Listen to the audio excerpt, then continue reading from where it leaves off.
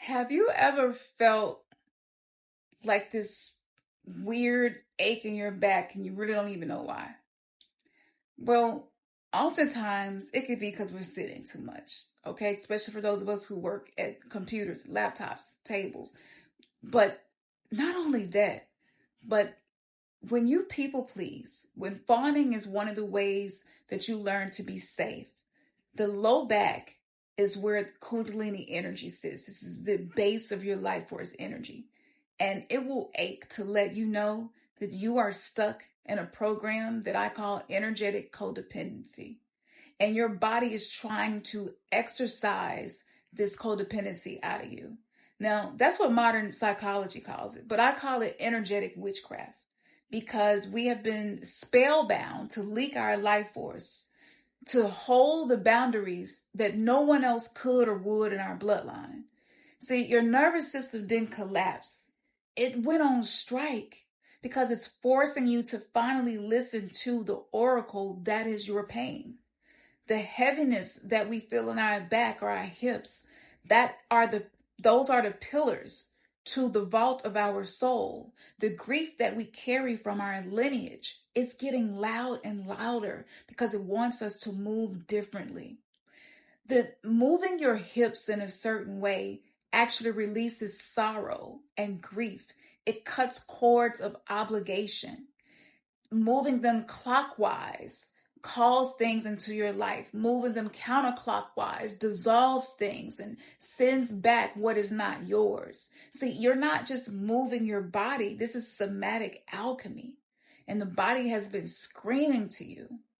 So, this is something that nobody connected these dots for me. Most everything that I was finding was mindset. But I was like, how does the mindset connect to ancestral shit? And how does it connect to my body? Right? And so a lot of times I would just assume that I had overworked myself, but I wasn't thinking about the ancestral trauma that I inherited. And so when you have a soul contract to end certain generational curses, that energetic codependency from the 3D matrix created in the patriarchy to keep women as batteries to support everything else that exists in the world. What happens is the body will break down because you refuse to slow down. I'm going to say that again. The body will start to break down because you refuse to slow down. And I know so many of us feel like I can't afford to slow down.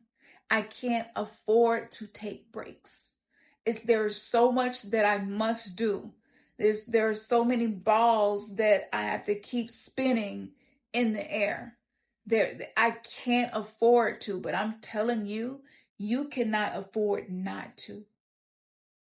And this is why most of everything that I teach and will continue to teach is short. Nothing is longer than 20 minutes, maybe 25 minutes tops, because I get it. I was a single mother for 14 years and chronically ill. I have been homeless. I have never had family support consistently. Like when you know for sure that you can call on someone when you're in need. I've never had that. I've felt energetically like I was the one to be that for others, but no one consistently was that for me. Or if they were, they felt like I owed them something in return. And no matter how much I gave, it seemed to never be enough. These are ancestral patterns. We can call them curses, but I believe that they are ancestral patterns to be a catalyst for us to change the way that we do things. So breaking down these unconscious ancestral codes of codependency that embedded themselves into our body, this creates a frequency around you that says, I feel responsible for my entire lineage. and I must be the one to fix everything. Notice the words that I'm using, like entire lineage, fix everything. It's very black and white.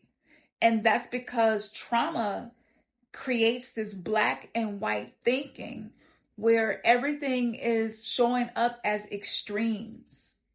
It's either this or that. It can't be anything in between, and it can't be both, right?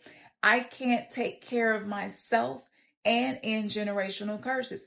I can't heal myself and be productive enough to pay bills or to make sure that everything that needs to be done is done. And, another element of this energetic codependency, which again, we have been spellbound into this. We have felt responsible to make our men great. We have felt responsible to be the ones to ensure that they are successful.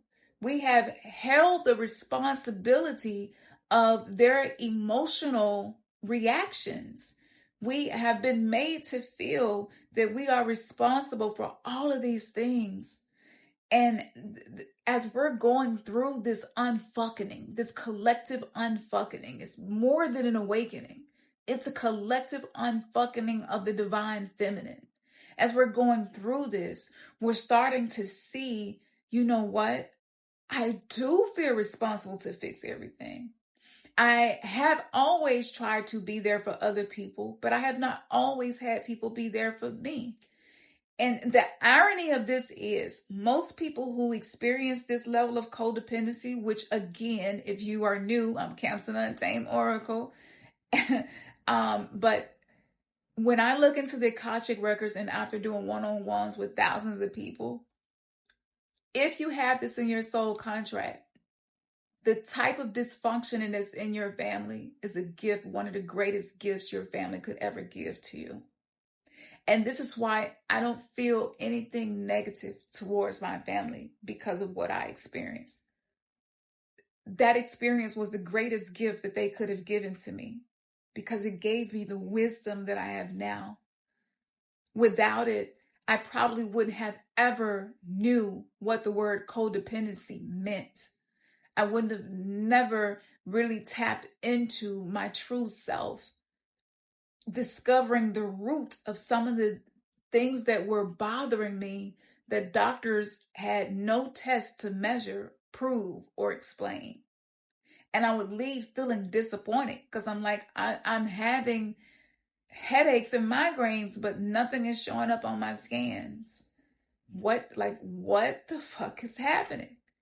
And when the name energetic fuckery came to me and codependent sorcery, I was like, that's it. It's that deep. It's not just psychological. It's physiological. It's on a biochemical level. It's neurological. It's cardiovascular. It actually affects every part of the system that we call the body. And even me looking at my children and my grandson and seeing some of the things that they are struggling with, I can see how the people-pleasing, fawning, fight, flight, or freeze response to persistent stress over an extended period of time, it impacted them as well. And so many of us have felt isolated, alone, and misunderstood. And it's uncomfortable because there's pressure society puts on us, these crazy standards that we should have it all together and that we should never struggle to say no. And it should never be difficult for us to exercise boundaries. And if you happen to be an indigenous woman or the so-called Black woman, you can take this conversation and quadruple it, or brown woman, because within certain communities, a lot of times we didn't have the resources. So we don't know if we're bipolar. We don't know if we have complex PTSD, post-traumatic stress disorder, post-traumatic slave disorder. We may not know that we are actually on the autistic spectrum, that we are actually ADHD. And when you don't know these things, on top of not knowing your love attachment, it's going to make life one of the most confusing things ever to you. And when you don't have clarity on life, when you are unable to see the blind spots that are recreating a reality that is not in your highest benefit, you're going to reenact the traumas, and you get stuck in trauma loops, and your relationships are actually trauma reenactments that are masquerading as relationships. And oftentimes we even feel responsible to make it work by any means necessary, even if that means I have to take care of you at the expense of myself. And because so many of us in our community have experiences with partners who maybe did not get certain types of love, certain types of interactions with their fathers or with their mothers, these wounds are doubled because you're dealing with someone who has their own shit too. And this was something that we were completely unaware of prior to the awakening. We didn't know. And my only requirements, I created a list for my partner, but that list never included anything that was going to actually lead to me creating a foundation that was healthy, because there was just so many things that I didn't know about my own self. And when you don't know yourself, how can you know the divinity, the worthiness, the value of yourself? And by knowing the shadow self, knowing the ways that this is showing up in the body, it can really save you from being the one who sustains the generational curse instead of being the one who ends the generational curses. So I hope that this at least brought something to your attention.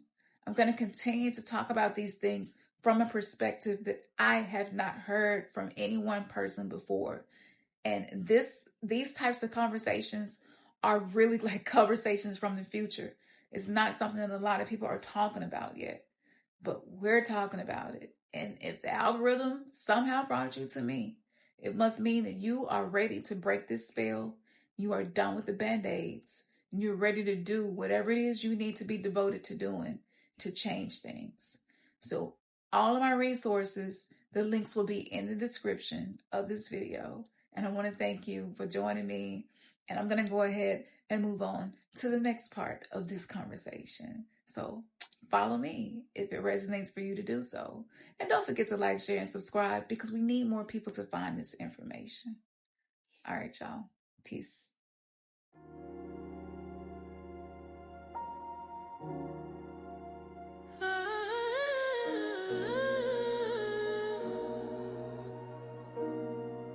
Yeah. Higher, I take you higher. Higher. Yeah. Yeah. I got this sacred, that sacred fire.